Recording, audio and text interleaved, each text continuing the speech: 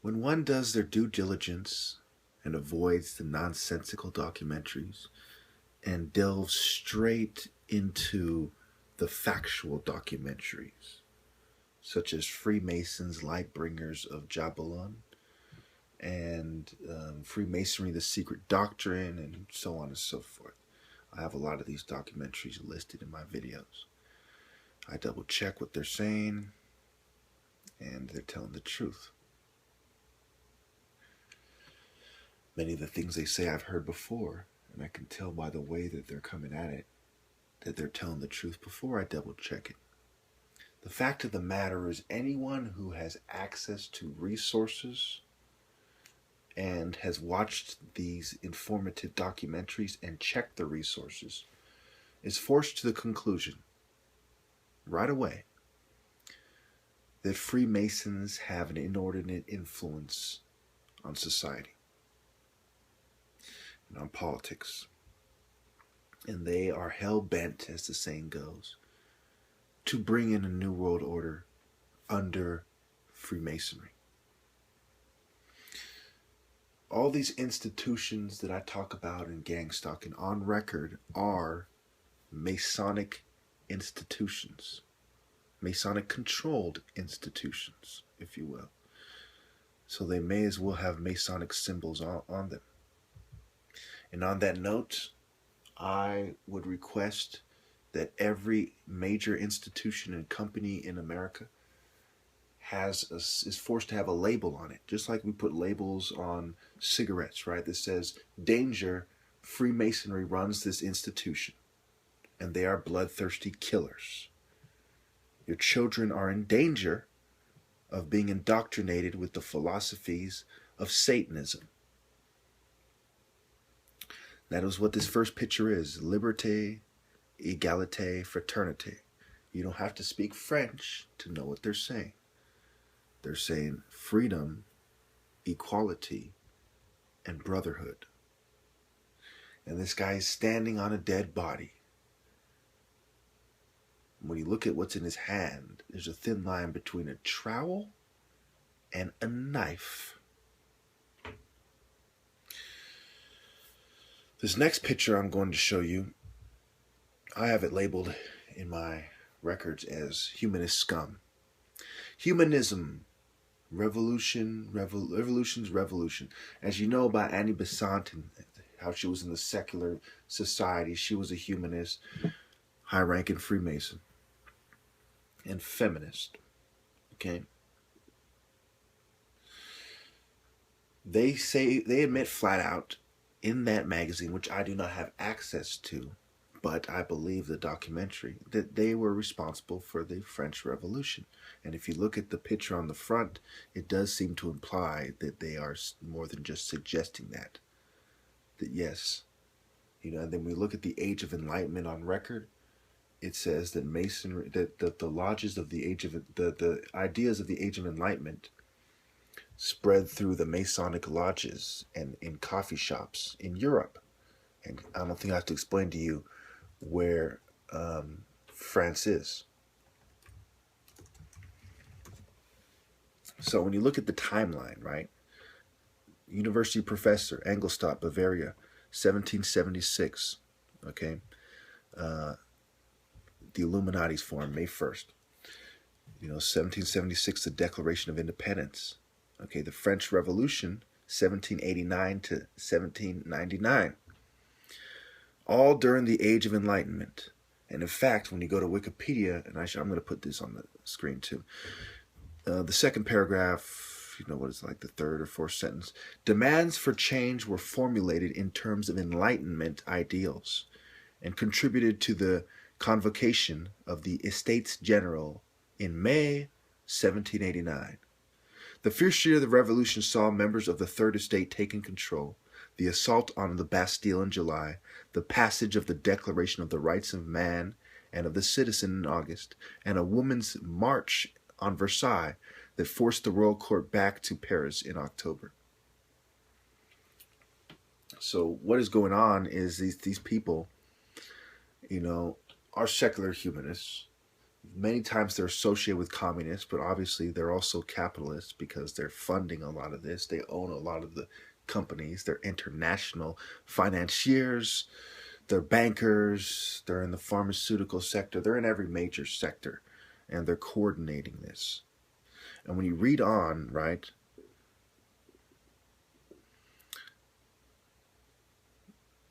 there was a reign of terror from 1793 until 1794.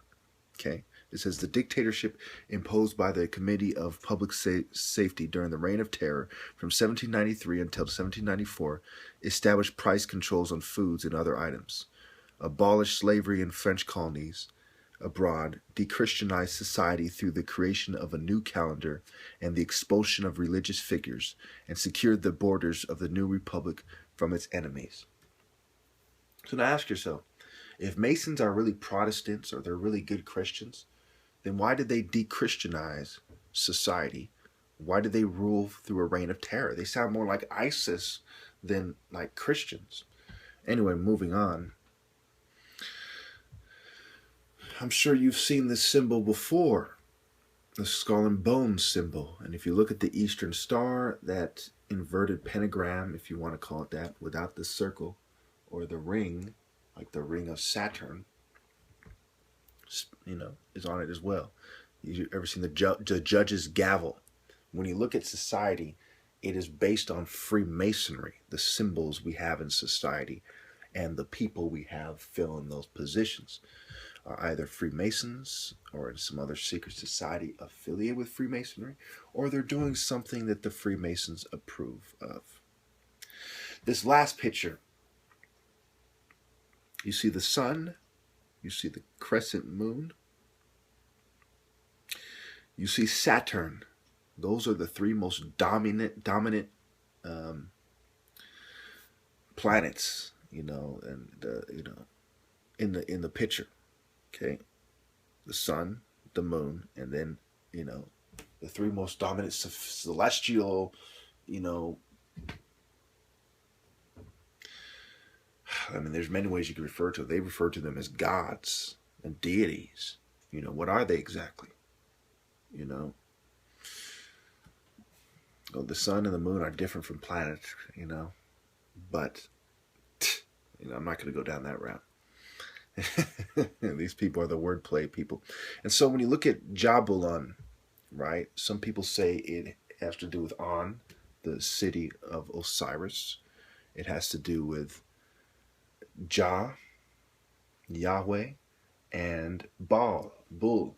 Okay? I don't know about this myself, but it does seem to go in line with everything else they're talking about. And either way, these are things that these people are concerned with.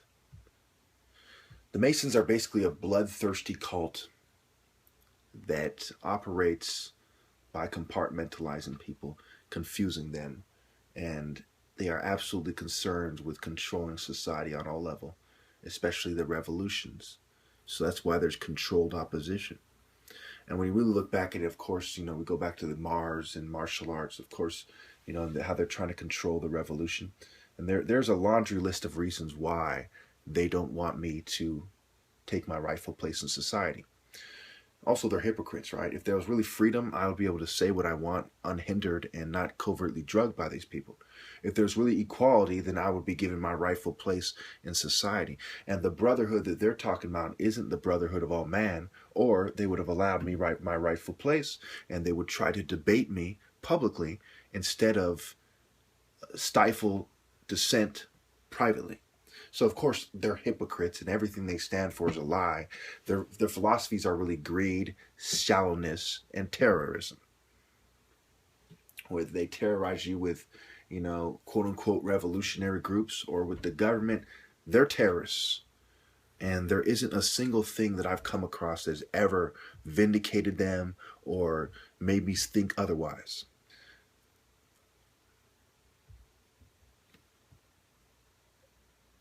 Okay, so let's go to this, shall we? Now I'm going to play you a part. The Russians at the same time trying to build a new world for us, an invisible temple. But it is not possible to build. This is from Freemasons Lightbringers of Jabulon. such a society would be extremely unstable and unbalanced. Murder and other expressions of violence, as well as lies, are part of the Grand Orient model of a perfect society. So number 4, in Valparaiso. He is still held in great esteem by the Grand Orient because he wanted to introduce communism into Chile. The Grand Orient has, through its affiliated lodges, spread death and revolution also in many other countries. The Freemasons forced the Tsar to abdicate on the 15th of February 1917 on the threat that if he refused, his family would be killed. This was revealed by Anna Viberova, a close friend to the Tsar family, in her memoirs. A Russian English-speaking documentary, The Russian Revolution, admits politicians, major industrialists, and the military, unable to reach a compromise with the Tsar, gravitated to the idea of a conspiracy. Many of them, political adversaries in the open, were allied behind the scenes, all members of a secret Freemason brotherhood, the Great East of Peoples of Russia.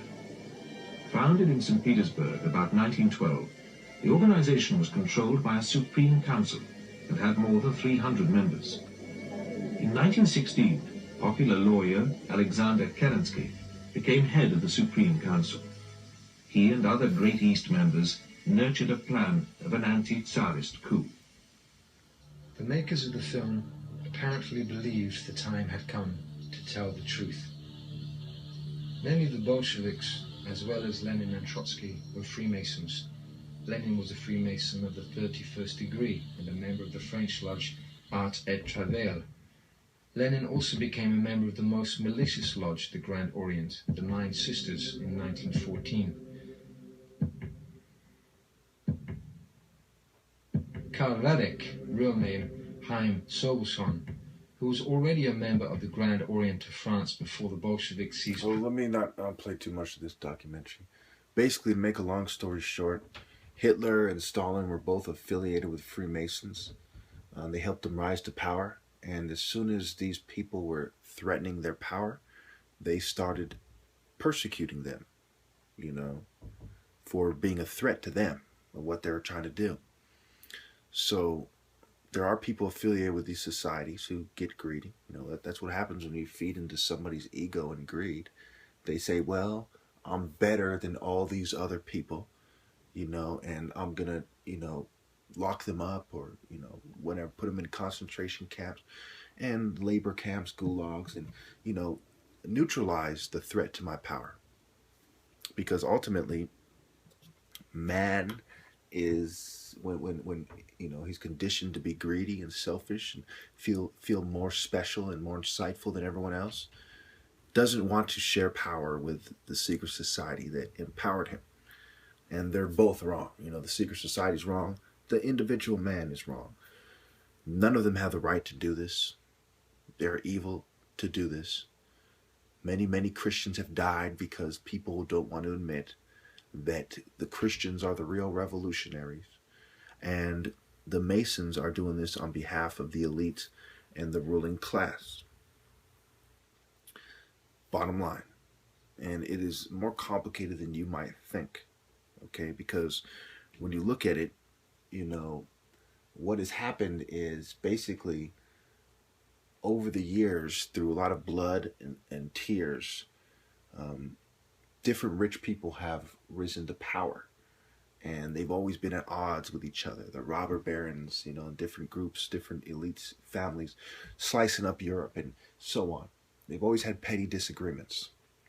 With the Masons and the Tsar, it's just another petty disagreement between rich people, where the Masons have recruited poor people to help them gain the upper hand, and eventually they did gain the upper hand by convincing these poor people that these Masons, with all their lodges and all their money, magically were on the side of the poor man. But really, they just wanted to install Masons into positions of power and create a world order based on Masonic philosophy and not individual achievement and merit. So, you know, what it's a twisted version of a meritocracy or technocracy.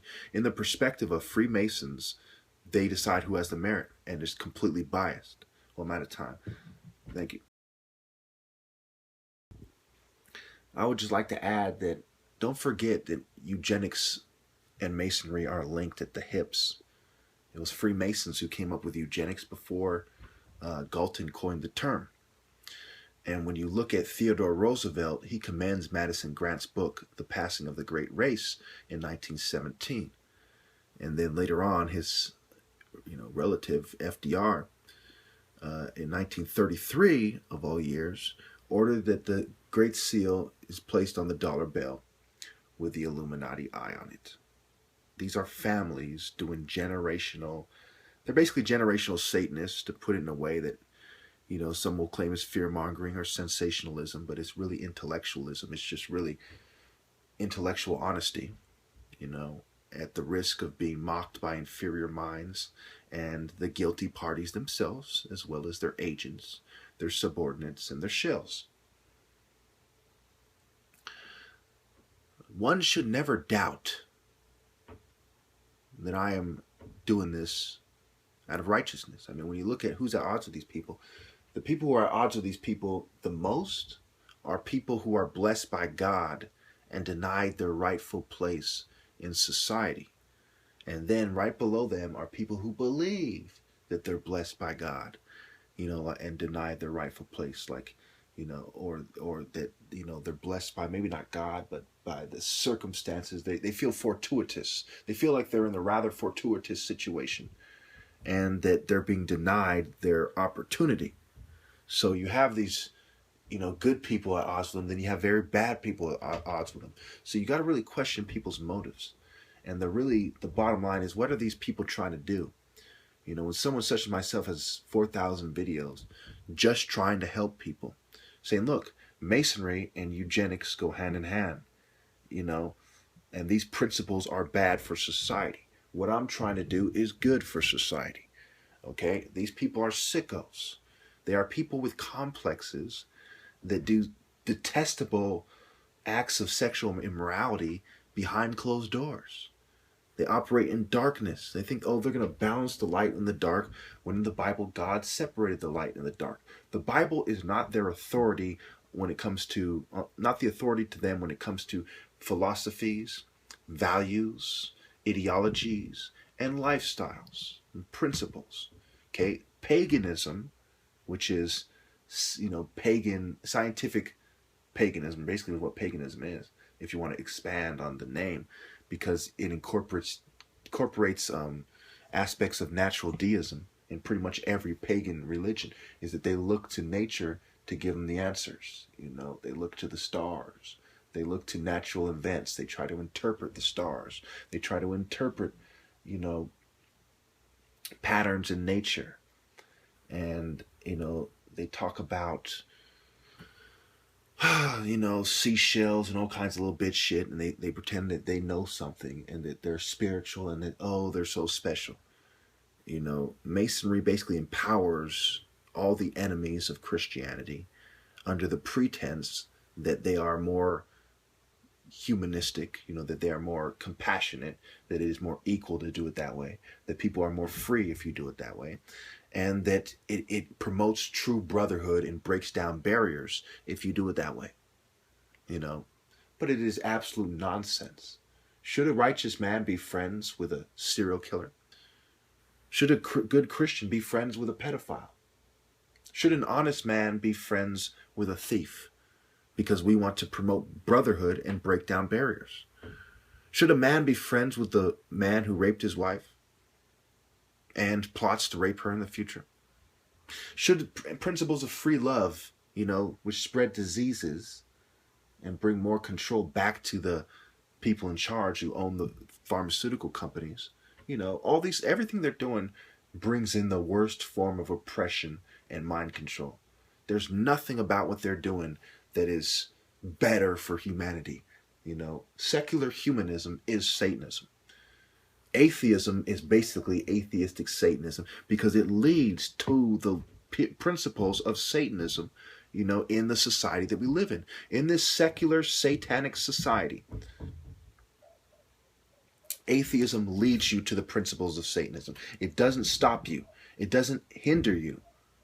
It doesn't deter you from joining ranks with the Satanists to live, to include your quality of living, quote unquote, your financial situation, and to feel like you fit in more. So being an atheist, atheism is the catalyst for conformity, especially when the people in charge see it your way and they're killing everybody. So when you look at it, what they're doing is racism, because this is the worst form of cultural imperialism. This is scientific cultural imperialism. They're saying to themselves, from a scientific point of view, how can we force our philosophy on everyone and terrorize those who do not go along with it in the most effective manner? And that goes back to their psychological operations, which are similar to putting someone on a cross for everyone to see. Because most people who come across my videos, they know that they're running a psyop on me. And one test of the power of Rome was how many people were going to try to take someone off a cross who was crucified. And not many people did, because Rome had such powerful mind control on those people. Even though it was in their best interest to gather together and defy Rome, they just walked by and went to the market and went about their business. You have to look at what's going on here. These people are sickos. They are counter-revolutionaries. The revolution is against Satanism, which paganism is one of the major forms of. I mean, some of these pagans literally worship Typhoon, Bacchus, Pan, Hades, Satan, Saturn, Kronos, and so on and so forth. They literally worship evil deities that manifest the qualities or encompass and represent, they exemplify the qualities of Satan more than anything else that is commonly worshipped, especially. So what they're doing is they are terrorizing you the way Satan would. They are lying to you the way Satan would. They're fucking with your head the way Satan would. They're trying to get you to sign contracts, for student loans and, and non-disclosure agreements, military contracts, law enforcement contracts, and so on, to basically sell your soul to the system, which belongs to Satan. There's a thin line between signing a contract to sell your soul to Satan with one of his minions and doing it with Satan himself. You people just don't get it. This is scientific Satanism. Satanism as a scientific philosophy, and Masons themselves say flat out they're concerned with science and philosophy. This is a philosophical war first and foremost. These people don't even necessarily believe these things. They just like the world that these things create. These things are the perfect instrument for an oppressive, petty class of godless heathens to enslave the rest of the world and to use strategically placed agents, informants, and cowards to bring in their new world order, which involves nothing but selfishness, shallowness, materialism, conformity, cowardice, evilness, and lies, and scientific Satanism. It's just like feminism. Feminists do not care about right or wrong. They do not care if a pedophile rapes a child in a fucking, unisex bathroom. Or whatever they're calling those bathrooms these days. Gender neutral, right? They don't care. They don't care if a serial killer, waits for a fucking woman to rape in one of those bathrooms, and times it out. They don't care. They don't care, all they want is to feel empowered. These are control freaks. Feminists are called feminazis because they're control freaks. They're connected to the occult just like Nazis were. You people just don't understand how things really fucking work. Okay, when you look at... Now, even if you don't want to consider any of this, you have to consider the facts and what kind of society they're trying to create versus a Christian society. Okay? In a Christian society, women earn their respect by acting in a way that is very respectable. They're not automatically given respect, whether they're slut or they're a glutton, whether they're a thief or a liar. They're not automatically given respect. They earn that by being a good Christian. Say, he's a good Christian. She's a good Christian woman. She wouldn't do that. Type of thing. In their society, no matter what kind of a scoundrel you are given respect. That's why they have the brotherhood, You know, the brotherhood, speaking of brotherhood, right there, the brotherhood, the Irish mafia, it's a TV series about the brotherhood, the Aryan brotherhood, and so on. And what are these things connected to? They're connected to the Masons and scientific Satanism. And when you do the research, it is impossible. So help me God, impossible for a fair and rational and functioning and insightful mind to do the research and not come to every single conclusion that I have. Period. And it is impossible for that person to be wise and not to be as convicted as I am and to put his foot down and say, I'm not going to take part in this no matter what happens to me. I'm going to give up, my 6-figure job opportunity in the future. Okay? I'm telling you right now, I will never accept a high-paying job, period, to prove my point that materialism is so disgusting that even if they give me a job helping people for 6 figures, I'm going to turn it down. If they offer me $60,000, I'm going to turn it down. If they offer me $50,000, I'm going to turn it down. Because I don't want to be accepted by you cowards. I don't want to be even associated with you traitors to God. All you value is materialism. I don't want to be associated with women who, want to talk to me because they say, oh, he's doing good for himself. I'm going to let my daughter date him. Or, I'm going to get to know that guy. He's handsome and he's doing good for himself. If you judge a man by his salary, by his ability to quote unquote take care of you or provide you financial security, I want nothing to do with you. You're a whore. You're selling your body to the highest bidder or to anyone who can pay the going rate. You're a whore. I want nothing to do with you. Nothing. Be gone, harlot. Now I was going to end it there, but this part really stood out to me. I hadn't finished the documentary when I presented you those first part. And I started continuing from where I left off. And I had just got done, I've been saying this over and over many times, and this is the first time I've ever seen this documentary, to my recollection. I don't know the person who made this. We didn't collaborate and say, hey, you say this too, you say this too. He, independent of me, came to the same conclusions that I have. Listen carefully. It is, however, out of the question that a wise and honest person would become a Freemason. A member of a Masonic lodge cannot at the same time be wise and honest. If he is a Freemason and intelligent, he cannot possibly be honest. This is particularly true of the communists. So, it's very interesting. You see, I explained it. It was like I went more into detail with what he just said, and I never heard him say that.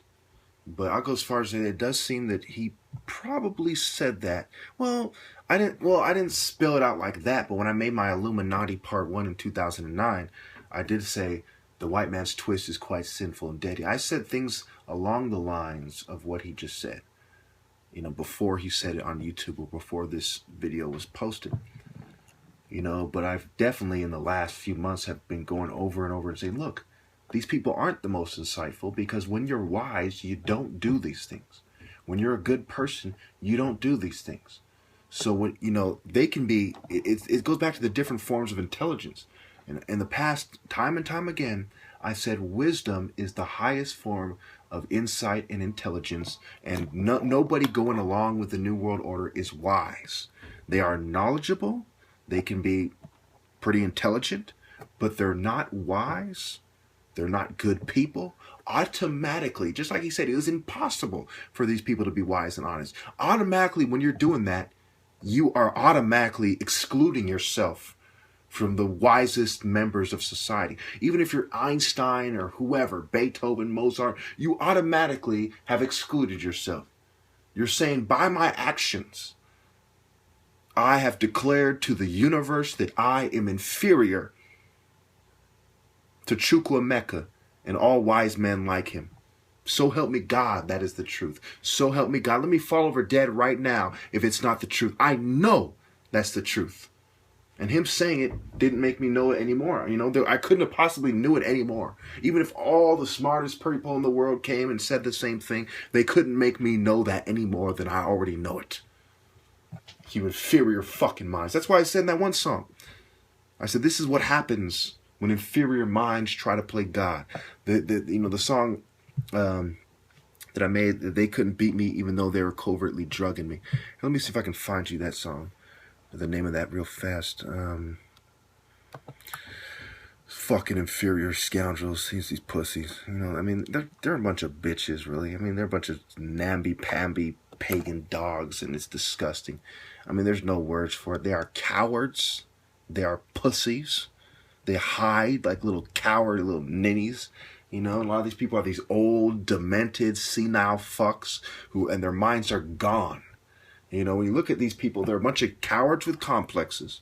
They're a bunch of conformist, shallow cowards. And then there's these senile madmen like Jacob Rothschild and David Rockefeller and George Soros and Kissinger. I mean, these people are demented. They are senile. They are out of touch. And they're just hideous, evil, demonic scoundrels. Period. That's how it is. Anyone who's done their research, they know I'm right. They know that's how it is. They know I'm not just saying, oh, he's just saying that. They know that I'm right. I don't think you're hearing me. They know. They know that I'm right. Fucking sickos.